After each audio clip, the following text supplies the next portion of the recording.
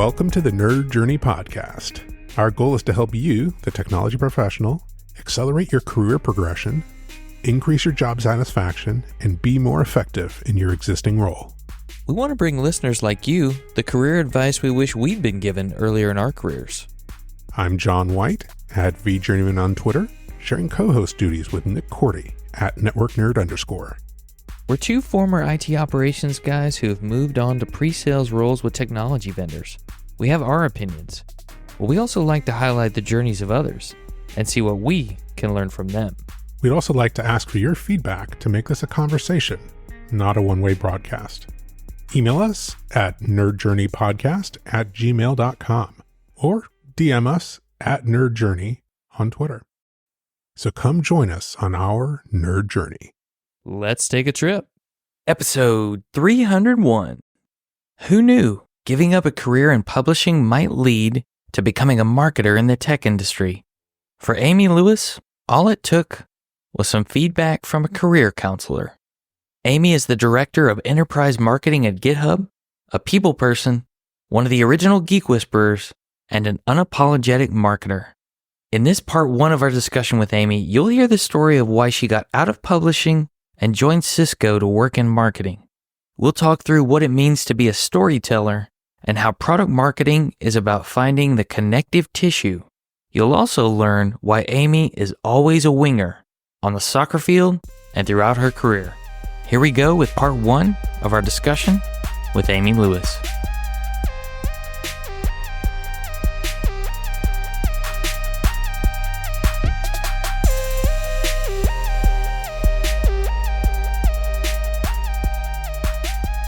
Amy Lewis, welcome to the Nerd Journey Podcast. Hi, thanks for having me.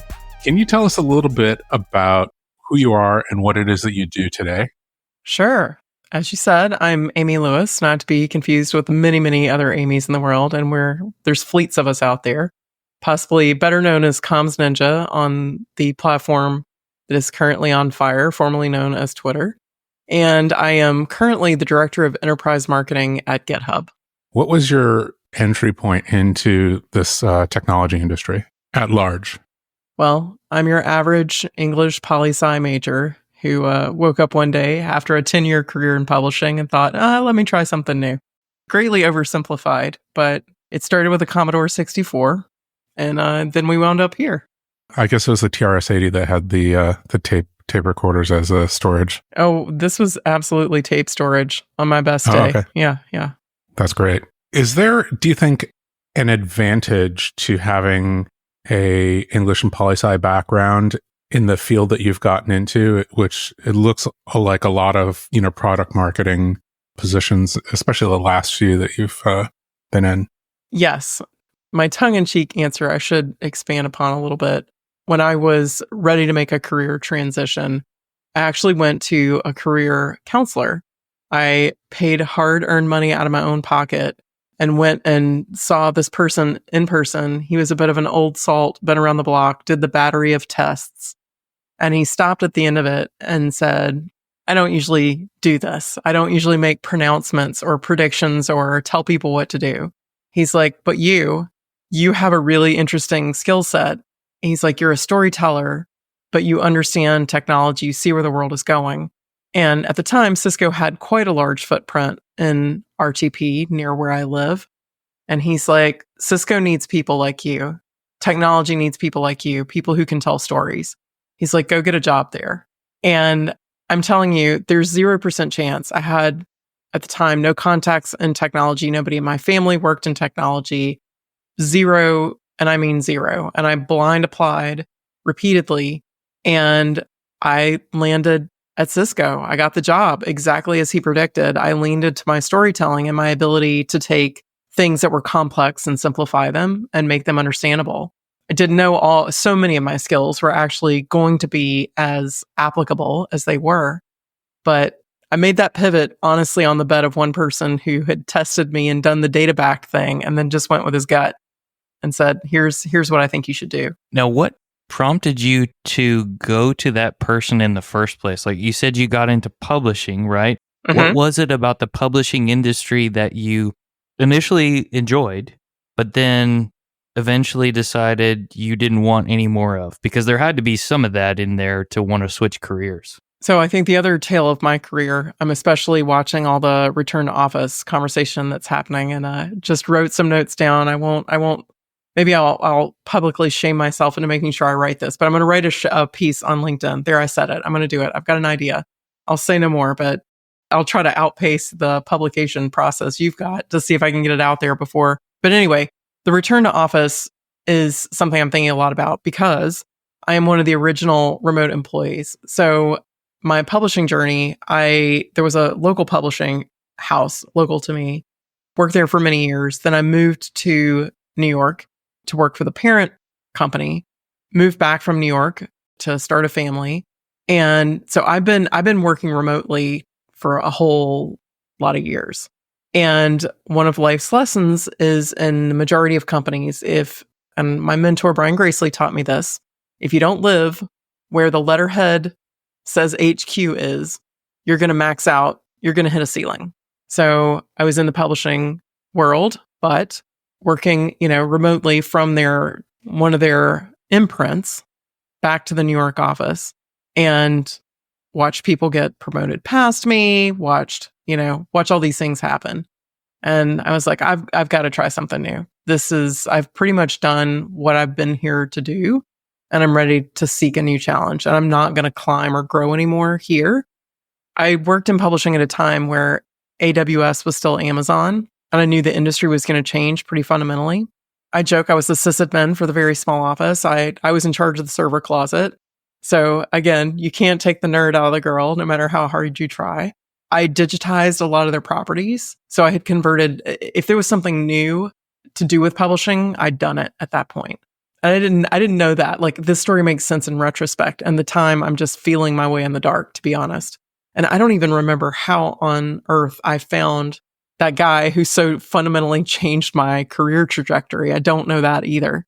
I sure am glad somebody pointed me that way, or maybe I just blind searched him. I don't know.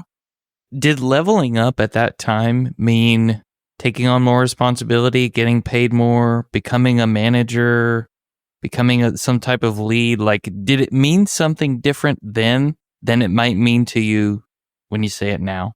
It was all of those things. I'm a competitive person. For anybody who knows me, people laugh when they, of course, like it sounds very obvious to meet me for 10 seconds. I can't help myself. It's who I am. I had my kids and knew I wasn't having more kids. So I was able to take more chances. I needed to be with a very reliable company that I knew wouldn't fire me when I was on maternity leave. That's an important part for any woman in the work world, whether we say it out loud or not. It's true. And I knew I could get paid more. I knew that I had a director title, but I wasn't allowed to manage people because I was remote, even though they said, move back and we'll give you this. But I was ready to try something new. So I kind of restarted everything, right? I'm 10 years in. I've got a lot of contacts, connections, comfort.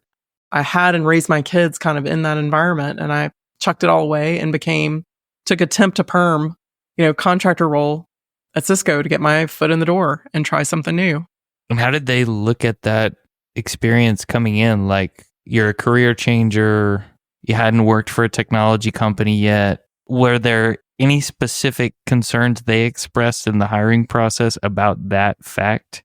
The program I started with was a lot about storytelling. It was a content syndication program, and that I was going to outpace any other candidate. So in these times where it's impossible to kind of blind apply, the story is even wilder, right? But at the time, I hit all the right keywords because nobody else could possibly have done that. And I was very familiar. I did a lot of syndication work. I did a lot of that type of getting content out to people, and a lot of online marketing at a very hands-on, like really understood it soup to nuts.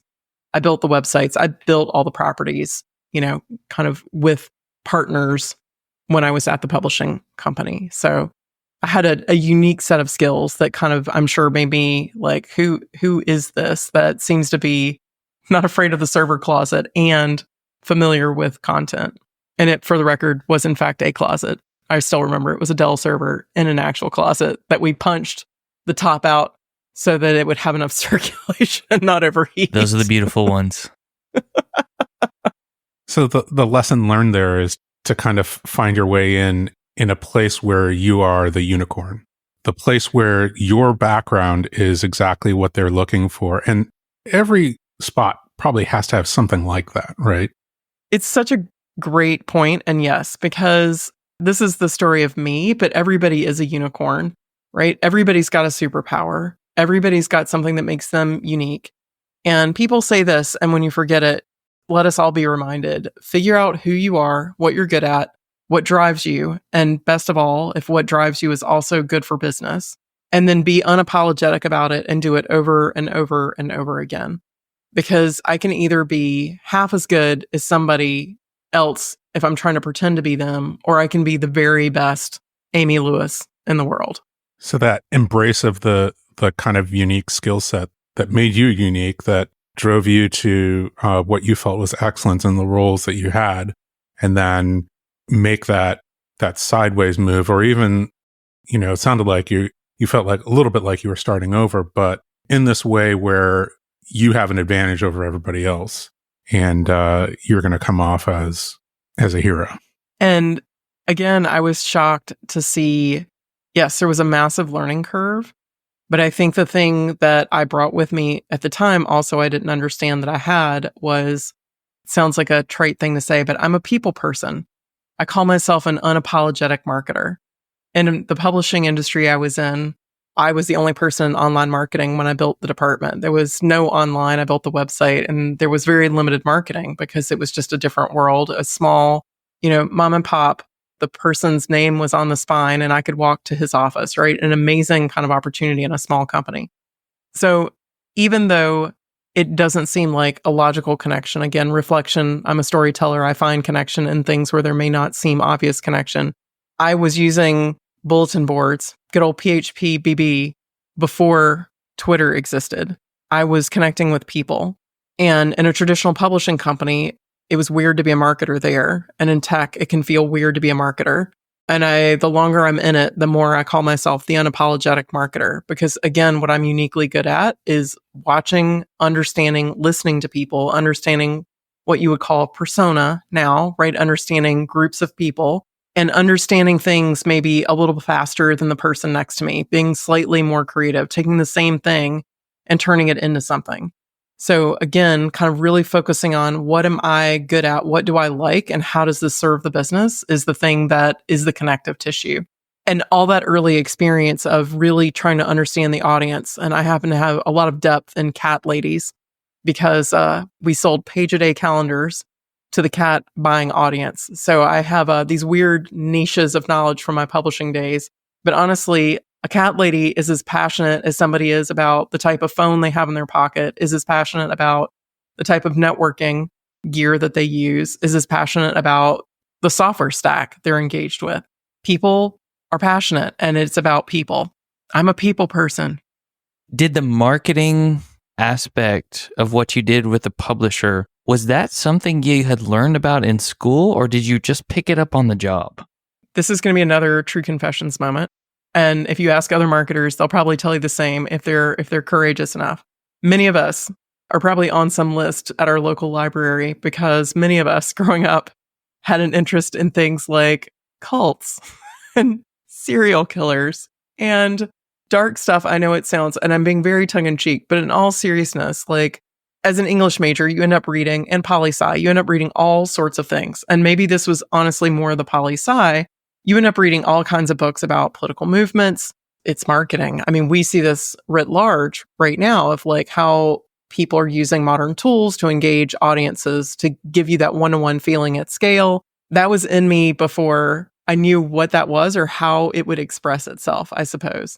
And again, I know that sounds so strange, but a lot of marketers I have talked to have been like, oh my gosh, it's become acceptable. We call it true crime podcast now, right? We binge, listen, or watch because we want to know what makes people tick and stir in like a real interest in pioneering technology, how the world works, a natural curiosity. And I make a lot of sense when you look at it that way, right? It makes sense of both who I am, what my interests are, and like what I like to do every day. So I think there's more of us out there like that than, maybe we're willing to admit. It's funny that you say that because in the last couple political cycles, now we kind of see this merging of like political movement and audience building online, Yep. right? But I would say 10 years ago, 15 years ago, that wasn't as obvious. So kind of, pre-internet, the idea of building a political movement or a social movement really was like a meat space version of marketing and networking and meeting people and convincing and building community, right, around an idea or sometimes around a person, I guess, if you're getting into cults. So it makes absolute sense to have background in reading that and then just, cross applying it to something else, it's an interesting lesson, right? Like those kinds of things might not seem immediately applicable, but they absolutely can be. And let me tell you, my mom is extremely relieved, both as she was an English teacher, relieved that I didn't go into that profession because it's a hard one, right? Grading all those term papers will undo you. And obviously that I didn't go in some sort of cult angle either. So as the person who had to watch me take this dual path through college, I can say my mother is very pleased with the results, that I'm a very normal 9-to-5 job. You arrived too early for it to make sense to have a true crime podcast and have that feel like a valid job path, right? If I tell her that, she's going to pass out right now. So, John, I'm going to have to hold you accountable. At some point, you're just going to see her title change to podcast producer for True Crime Podcast. It'll be announced on LinkedIn sometime after this is released. I want to know, Amy, with the marketing, there's a social aspect there. So were you always interested in having conversations with people when you were younger and throughout your early career? Like, was that just something you wanted to make sure that you got to do in your work, was collaborate with other people or anything like that? That's a great question. This is just nothing but confessionals. I was a chemistry major to start with. I'm really great at titration. It's funny, there was some quiz I was playing the other day and I knew it's still what the mole formula was. Avogadro's number? I was like, why is that still in my head? I probably need that space for something else. But the thing that got me was I didn't want to be in a lab. Again, I wasn't so wildly creative or didn't have like a clarity of what different careers you could have as a chem major, right? So I was like, I'm going to be in the back of a lab because I do like lab work. I'm good at lab work. And I thought, I don't want that. I want to be front of the house. And I don't know that I wanted to be on a stage per se, but I knew I didn't want to be in a lab kind of just doing lab things. And it's single-minded and oversimplified as that sounds, like that was the choice I made. So I was like, okay, what else can I look at? I thought about being a lawyer because I was a debater all through high school and college. Again, building the verbal skills, right? But that didn't feel right. And the other kind of spoiler alert is I'm an introvert. I may seem extroverted, but I think I shine a lot brighter online because I can, decompress. I can be behind my keyboard. I can go read a book afterward. And I think there's a lot of us like that too. So, and honestly, fun fact, I'd have to go pull the study, but apparently more marketers are introverted than extroverted, which kind of makes sense because I think we're observers. Like we like to consume what's around us and kind of do pattern recognition from there. There were two things that you said there. One was emphasizing one of your skills was like slightly faster synthesis than the person sitting next to you. Yeah. And then storytelling. And I think that we jumped to the conclusion that storytelling and being a people person necessitated being a one-on-one type of person. But now that I think about it, you said storytelling. Is that more of a broadcast? Like go do the research and then broadcast the story to people in a way that you can, be a little bit interactive, but are a little bit more shielded from the one-on-one interaction. I think that's very astute observation. And when I run programs at scale, I always talk about the ratio, right? You've got to have programs that hit all parts of it if you're going to be a marketer and hit the full stack, right?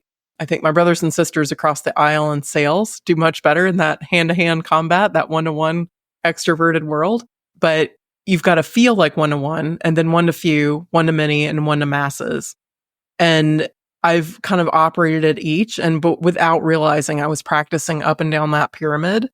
I understand how to take people's interest and passion and connect them with each other and to that passion. And that I can apply to a lot of different things. So it was doctoring cake mixes and barbecue when I was in publishing. And it has been everything from bacon to, data centers, which again sounds like how in the heck can that possibly work? But it does. To your original point, I take a lot of one-to-one observation and consume it and think about how much of that is true for one-to-many and one-to-masses. Because usually the nuggets, the sort of special things that you figure out, it's like one person has said something to you, and leaves a spark, and then you test it out and you're like, is this true? Right? Does this work for many people? Is this connective tissue on a topic? I think, John, you had said this earlier around, like, it's not just people, but topics, right? We center around ideas. And that's the best thing of all about working in technology is there's always a new set of ideas. Because even as like one software stack, one important vendor in the space rises and falls, there's going to be something new behind it. And so you can always, it's an endless supply of my interest area of like, how do you chart what's coming next? How do you connect people to it and connect them to each other? The cool thing about what you just said, Amy, and what you talked about earlier with you didn't want to necessarily be on stage. You wanted a little bit of distance. So what I was thinking as John asked this last question was the eyes, instead of being on you because you're on stage, they're on your content or your idea, as you just said. I'm a late in life football player and I have a kid who's a goalkeeper. That's the worst job ever. So in some ways, like, you'd think maybe I would want to go out and be the striker, right? Her direct opposite, because she's the one who coaches and trains me. So I need to be her natural nemesis. But the longer I play, the more I enjoy being a winger. And it's so much less about how many goals I score than my assists. That's the count that I keep in my head on the field. And I think that speaks a lot to my personality. To your point, like, I like the stories to shine. And I talk a lot about the invisible hand. And how do you connect people to things? I don't have to stand in front of it all the time. And I've found the longer I'm in career, the more I really enjoy leading teams, setting people up for success. And again, setting the idea up for success. Can I turn the dial just slightly back to something you said earlier about finding how you can help other people find their skills, what they're really good at? My hypothesis is that we can see some of it in ourselves, but there's some of it that we don't realize, just like maybe some of that you didn't realize until you went to see the career counselor. That's so true. So I've often said, if you want to know what you're good at or what your reputation is, turn and ask the person next to you. It is unbelievable how quick it will be. They'll know. Just say, what's one word that you think when you think about me? Other people know what we're known for before we do. It's a team sport for sure. I spend a lot of time thinking and looking and observing it, because I would say the other thread that runs through my career is that mentoring. I've got 5 years of the Geek Whispers and really thinking about like what career looks like. I do a lot of mentoring. And so this comes from a lifetime of being able to just watch the person in a setting and offer that feedback.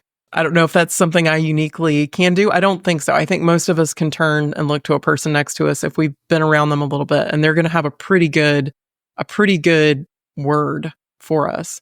And sometimes I think people forget to ask, or they think they've got it, or they know themselves. It's a real gift, I think, to have somebody take the time to tell you, like, I see this in you. And again, back to that concept of like, is it better to be the one who scores all the goals, or is it better to be the one who is offering some assists? And I just find myself really, I don't know if the goals will always come, but I know I can always provide a pass. In a way, it seems narcissistic to ask someone, hey, what's one word that describes me? Like, I want to hear it. You know what I mean? That's the feeling I get. Sorry. No. And sometimes, well, you probably get the feeling around me, I wish you wouldn't necessarily tell me, because I will often tell people unasked, and I did it even just this past week, because when I observe it, I will share it. I mean, it's going to be a pretty extreme circumstance if I need to offer a correction, but 90% of the time, as I think about it, catch people being great at something because they often don't know. Or if they do, it sure feels good to have somebody see it. 100%. Yeah, the unexpected compliment makes you feel great, no doubt. And I mean, it is something I'm very passionate about. It is a project I did with the team at Dick's Sporting Goods. So yes, I've had a fairly standard career after the publishing stint. I've been in tech, and then I took a little U-turn. And that came again, a mentor had said, I was at a crossroads. I needed to make a decision between going back to a company that I really enjoyed working at and trying something new. And a mentor of mine was like, it is invaluable to have experience on the customer side. And I did it, built and worked with an incredible team. And we did a project because it was really storming and forming. It was the office of the CTO, and that hadn't existed before. And so we did an exercise where I gave everybody a superpower, and so my gift to them was I built a PowerPoint. It was one of the first times I had met them in person. I built this deck, and I went online and I found little caricatures that sort of looked enough-ish like them. And so everybody would get a superhero. And it took some time, this was during the COVID. We're just coming out of COVID. So I had just observed their work together and again, just getting to know them. It was such a bonding experience because the gift they gave me back, we all had superhero names, and my superhero name, I was the analogizer, and I was very pleased with that. And, analogies are a huge part of storytelling because I like to find something that is familiar, and it makes it easier for people to hear something they probably already knew, but an analogy does help simplify things and just make it you feel the story in a way you don't, I think, when it's relatable. One of the best teachers I ever had, or coaches, would always find out. I watched him do this over and over. When he was trying to teach a concept, he would say, well, what are you interested in? Do you play a sport? Do you have a hobby or whatever? And then it almost didn't matter what the person said. Like had done this often enough that he could basically restate the lesson that he was trying to teach in the language of the hobby or sport or whatever that person was interested in. It was just an amazing skill or talent, or probably is just enough practice doing that thing that I've always tried to emulate afterward. So analogy, a big part of storytelling, and then finding the right analogy that lands with the audience. You're speaking of two of my passions there, John, because I'm thinking so much about personas, and in a world where we have come to expect, almost to our detriment, right? Because we're all kind of aware that social media can feed us into our own confirmation biases, right? Because it's gotten so good at, we hover. I saw something today that made me laugh. It's like you hover for 1 second over something and it's like, no, man, I was refilling my vape pen. I wasn't, it's like, nope, you like frogs. Now you're really into frogs. And I thought, oh, wow, who hasn't that happened to? Whatever, you're always lingering over something terrible. For me, it used to be jeggings and mimes. And I swear to you, I got so much jegging and mime content. It's probably going to happen again now that I said it out loud. Terrible, terrible. But in all seriousness, when you do it well as a marketer, it's a persona, right? It's treating people with respect. It's hearing them. It's seeing them. It's asking the question. I love that your coach or your teacher, asked that question, right? It's all those tactics to sort of either by observation or by direct question to get to know somebody and then to land what you're trying to say and to meet them halfway. I often think about that as sort of a slider bar, right? And I think bad communicators sit way back on their side of the slider bar, and great communicators come as far and as close as is comfortable to the person they're trying to communicate with because they want to close the gap, because they want to be heard. And I don't know if this is an analogy or just a saying that is uncomfortable, but spot on. I think about in communication, and I tell people whenever people are disagreeing, and I was like, do you want to be right or do you want to stay married? Because either choice is a choice. And in communication, I think about that all the time, right? You can be right or you can stay married, like whatever that means in that circumstance, right? 90% of the people, you're making a choice if you choose be right. So yeah, communication, I think, is so important to close the gap and to understand the persona. It's interesting that you talk about the internet marketing, because to use a phrase that you used, it's really honed in on the one to masses type of audience categorization, as well as a lot of recency bias. If you do, I'll watch a couple videos on YouTube about a topic, it's going to start feeding you a lot of videos on that topic, right? But the thing that maybe the human touch is a little bit better at is to reject some of those things and to build a slightly more sophisticated and nuanced picture of a group of people rather than just listening to recency and broad categorizations. It's a tough thing to do audience categorization. Well, and it takes work. This is such a passion of mine, and I think about this a lot. And I am gifted with 2 daughters who help remind me, like, what I see in my feeds are not what they see in their feeds. And in some ways, like, if we don't actively seek a difference of opinion, back to the original comment, you'll never figure out how to close the gap. You'll only know how to close the gap with someone who thinks and looks and sounds just like you. And I think we all have to work at finding many voices and listening and thinking about our own to offset that recency. So I appreciate that so often in schools, they're starting to understand and do work, just like with the rise of AI, starting to think about what original content looks like, forcing people to think about citation and, check your sources. It's amazing the educations we got growing up versus what needs to be taught now. These kids are all better at PowerPoint than we'll ever be, for the record, or Google Slides, like way better. We could just hang up our hats now. And B, I feel like we're raising a generation who's more critical, which is so crucial. So it really speaks to me what you're saying. I think I genuinely believe we can look forward to a generation that was raised with these tools, and therefore they're dangers. I'm not Pollyanna-ish about it, but they will challenge, they will question, they understand that they are getting recency biased, so to speak. They're aware of being inside the system, which makes them a very interesting group to market to and with, honestly. I've found that I've been working a little bit more with recent college graduates, and the interesting set of separate skills that they've grown up with. It makes me feel a little bit old, but it also gives me a lot of empathy for groups of people that I grew up working with. I remember meeting somebody at the beginning of my career, and I was typing. This was the skill that I'm going to talk about, typing. And he looked at me and he was like, I'm just never going to be able to learn how to do that. And it kind of blew me away, right? We took a class in high school. Same. And here was somebody who was like, oh, this is like a cultural divide. Like, if you want to have this kind of job, you have a typist for you. But for me, it was like breathing, right? Yes. I could not actually remember not being able to know how to type. To come face to face now, at this point in my career, with people who have, those kinds of skills, be it PowerPoint or slides, or diving into different parts of social media to find out like what people are thinking about.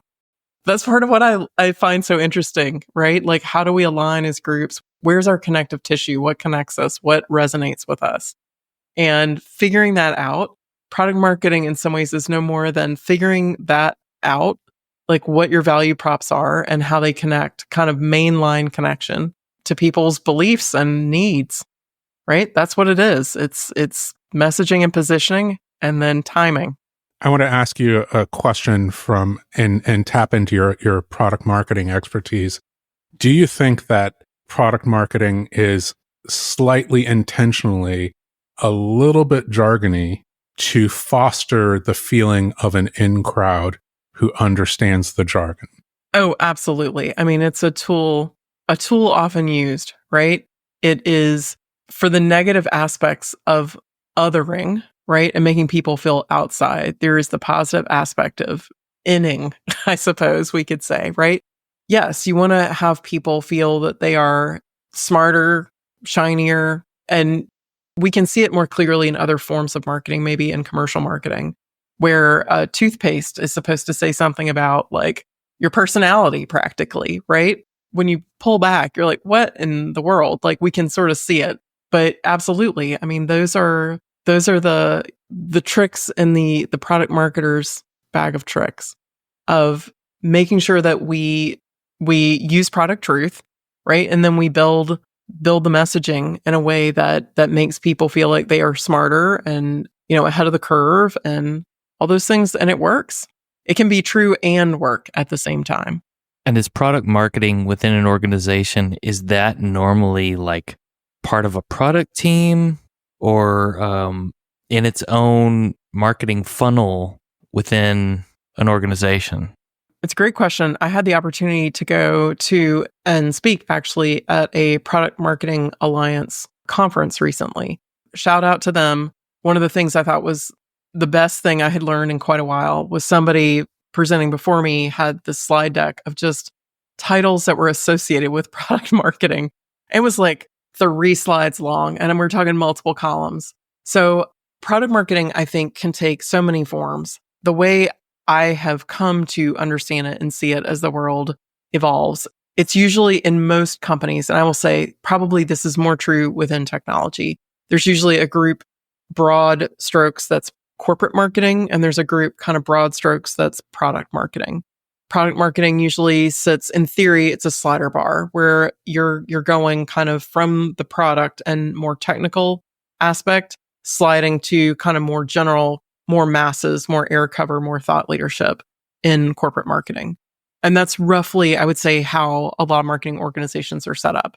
So somebody who is very passionate about the product and the details might tend to be more toward even technical marketing within like a TPM, technical product marketer, even more so than just a standard product marketer. And you can see sort of gradations.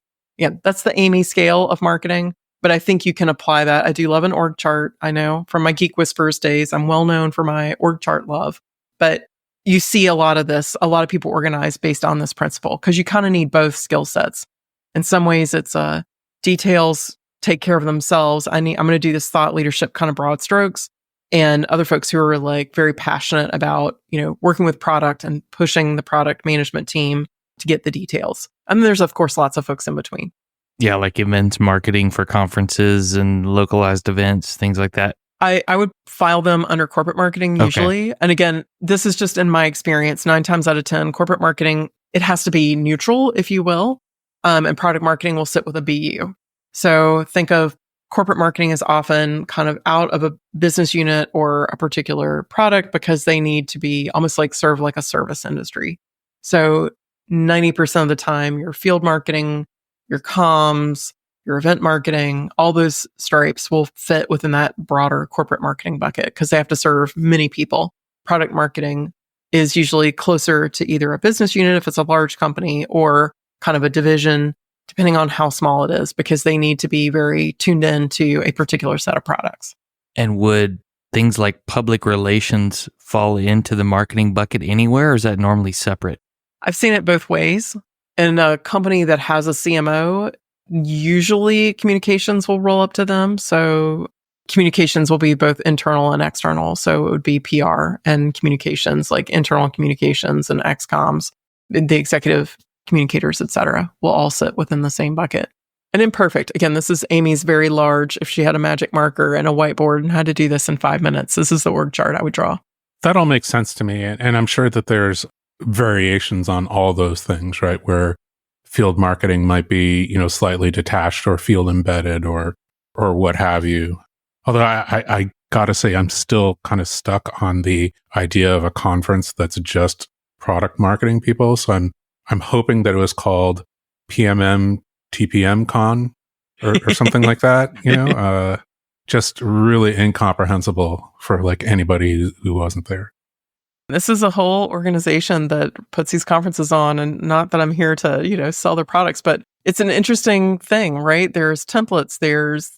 I was surprised too. I've done this for a lot of years before I found the group, but I'm telling you, I met so many interesting people across so many fields. Talk about eye-opening, where number one, we all have the same problems, like 100%. We all have the same complaints and problems, right? Too many launches, too much, do more with less. It didn't matter the industry, the level. It was hilarious. Like we had literally the same problems, wildly different titles, all the same problems. And it was so helpful to learn what had worked for somebody. To your point, John, about how do you expand your thinking and get out of your confirmation biases. It was amazing to have somebody listen to somebody in the healthcare industry, I met somebody who worked on like Great Dane, the actual trucking. There's a product marketing person. We drive behind those trucks and there's a whole industry there. It was amazing to meet these people and listen to their stories. Yeah, product marketing, not just for tech companies. It's a good point. Not just for tech companies. Yeah. Great. Now I need to look for a conference just for pre-sales technical engineering. There's got to be one out there. What would they call it? There are too many names. That's true. It would be a long series of letters. Amy, I'd like to go back to that temp to hire job you got at Cisco in the marketing department. Talk us through how you transitioned into product marketing from there. Yeah, this is a great story. So thank you for teeing me up to tell this one because, again, storyteller. There is a moment, right? There are moments in one's career, and this is a moment. I am still friends with a person that made me turn my badge blue. That's at Cisco, you were red if you were a contractor, and you were blue if you were full-time. It was a big deal to get to full-time. And I was talking about my program that I ran. And again, I'm a contractor. Let's just emphasize this. Like, I'm supposed to prove my value or I have no job. And we were doing an MBR. And I guess I was trained in the field of extreme business honesty. What's an MBR? A monthly business review. Sorry, I'm speaking alphabet soup. Or QBR, you'll hear, so depending on the business review. So you bring your stats and you show up. And at Cisco, they were very fun. There was a bit of a template. It was red, yellow, green. So I was running this program and we didn't have the resources we needed and it wasn't going the way I wanted. And I'd done what I could, but there was no covering it in my mind. So I showed up to my very first, I'm the only contractor reporting out. I'm in front of the bigwig and my slide is just blood red. I was like, this is not going. Either we get resourced and we change this, and this, or you should just cut the program. This is not a good use of resources. It was my program. Yeah. And me attached to it. And I got hired almost on the spot because I was up with a couple of other people who were sharing their story. And it was a very different story. They were covering up the fact their program was not doing well, had a lot of funding, but they weren't kind of really bringing the business intelligence. So it was a very bold move. But there's such a drive to protect yourself and say everything's fine. And when I coach people, I tell the story because it is hard. It is hard. And that was a death-defying move, if you will, but it didn't serve the business. And I wanted my brand and my reputation to be about the strategic, that I understood what was good and what was not good for the business. And doing this halfway wasn't serving the business. That's what a business review should be, whether it's working, whether it's not, and what you should do differently. Not everything's great, smile and jazz hands. I literally got almost hired on the spot because of it, because no one could believe somebody was so crazy as to say, cut my program. But it showed that I knew what was true and I was unafraid to say like what needed to be said. To live a story like that is really, I commit to it. When I went into social media kind of after that, that's a real playground for what can be vanity metrics. Again, something I've ranted and raved about. It's very easy to puff up and have 1 million views and we're all more savvy now than when it first started. But robot eyeballs and like 1 million clicks on a page when it means that every element on the page constitutes a click and not like a real human. Telling those stories and training people on what to demand out of their metrics is part of my personal brand. So people know if I show up with metrics, I'm going to know them. They're going to be true. And I'm going to tell you what it means and not just what's on the paper. Well, this is the other side of the coin. Because if you're going to be someone who tells someone what they're good at, why not be honest with them and tell them what they aren't good at and just, here's my assessment of the situation. I like that. Yep. So I don't know that I would have had such a smooth, it sounds funny, but such a smooth transition, except for the skill that I showed there was less about my ability. Well, in some ways it was storytelling. I would say it's not about content, but the program I managed was less relevant than the fact that I had business acumen and that I was curious and that I did the work and that I could lead a program. And it put me back on the path into more product marketing, and it was really just on the back of telling the truth when it was very uncomfortable. When I tell you people gasped in that room when my slide came up, they gasped. So you're trying to build a personal brand of, I'll tell you when things aren't working. Well, I did a talk recently actually on the art of storytelling. And one of the things, another one of my powers working in publishing, I know so talented long form writers, and that's not me, but I am a headline person. The thing I am good at, by knowing what I'm not good at, I know what I am good at. And that was a very succinct statement in the end of my MBR, right? Of either fund it or cut it because this isn't working. This in between, short, sweet, to the point. That's pretty memorable. And I've also made a career on those kind of like catchy phrases that stick. And I have to say, some of them have not been flattering, meaning you got to speak truth, but you can be a little pithy, a little tongue in cheek to soften the blow. But it's a change needs to happen kind of stance. And you say it in a way that sticks, that makes it harder for people to walk away from and ignore. Marketing the message. That's it. Marketing as a feedback mechanism. It's true. If I have a pimple, I guess the key is to medicate it rather than pretend that it's not there. And it's certainly not useful to have a bunch of people around me that are going to pretend that it's not there and only talk about it when I'm not in the room. If I look back and reflect on my career, because I get asked this question a fair bit too from people I'm mentoring of how do you work with executives? And I think I got kind of inordinate access to executives because I was on social media in its earlier days and it was such a level playing field, which was something I would teach and share with people. Like if you show up consistently, you can really engage with anybody. I used to joke, it could be the Pope or Kim Kardashian in the same day. Like you don't know who is out there and you can engage with anybody. So there's that. And number two, I did a lot of interviewing, which tends to be around kind of an executive audience because folks need to get a message out and they'll have someone be a spokesperson. And so I would get to ask a lot of questions of people who are executives. So those two things, I got probably an unfair, if you will, amount of access compared to everyone else. So it made it a very normal thing to engage with executives. And the person who hired me full-time at Cisco, we used to exchange business books all the time. And one of the business books she gave me, and I don't even remember which book this was at this point because there have been so many, but it talked about the concept of executive inoculation. And the classic example they use is when an executive becomes, and we're talking about persona and not knowing your audience anymore. Executive inoculation is, for instance, they would say when the president doesn't know the price of a gallon of milk because somebody's always going to the store for them. They lose touch with the people. And it can happen really easily. You don't drive yourself anywhere. You don't kind of get out of the White House. Everything's delivered for you, et cetera.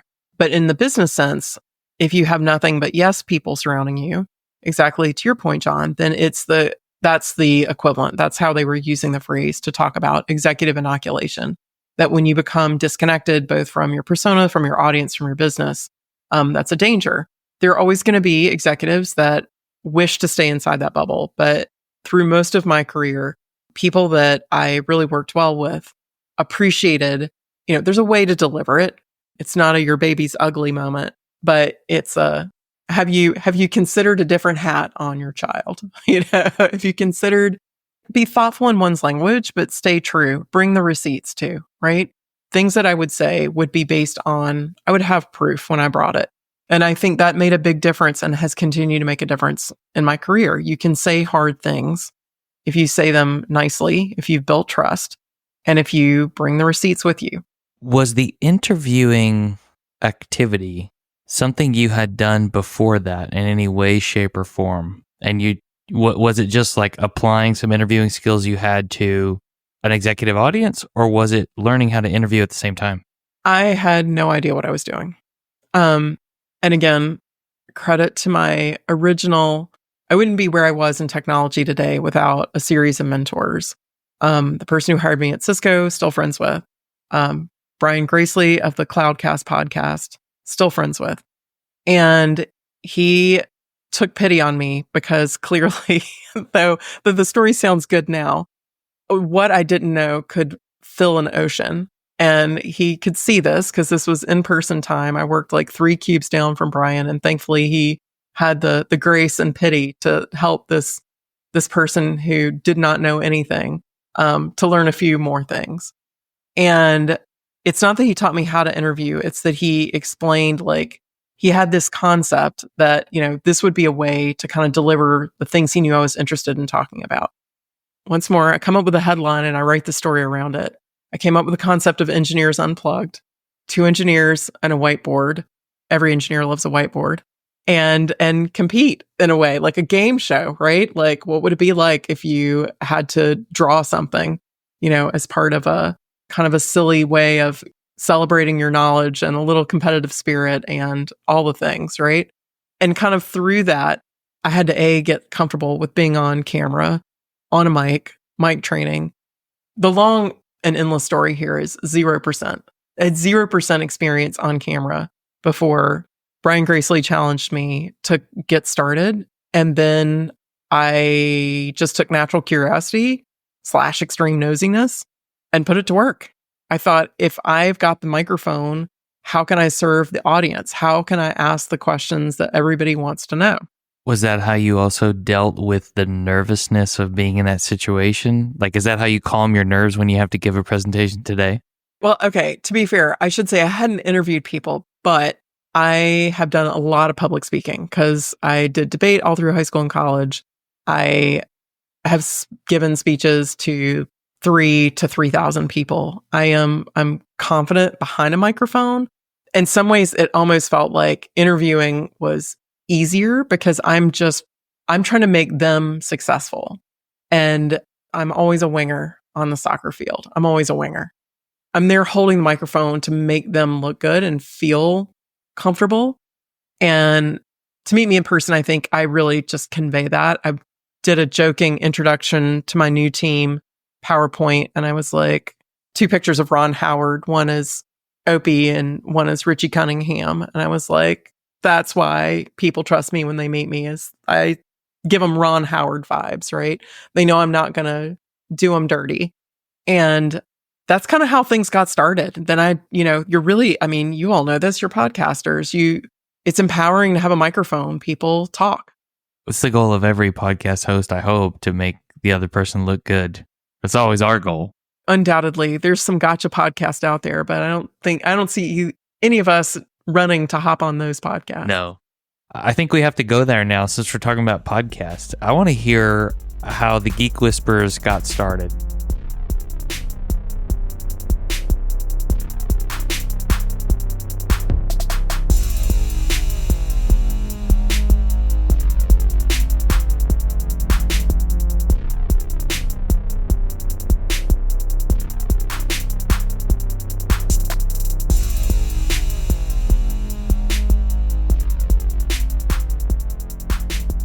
So much to unpack from that discussion, but I actually think that perhaps being a winger in our career is sort of like being a mentor, because Amy talked about mentoring other people throughout the course of her career, which she continues to do, but she also sought mentorship during times of changing career, needing advice during uncertain times.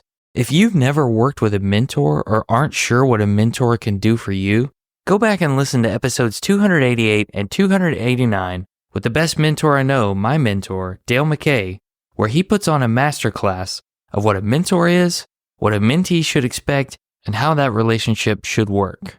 May you be blessed with at least one great mentor in your life.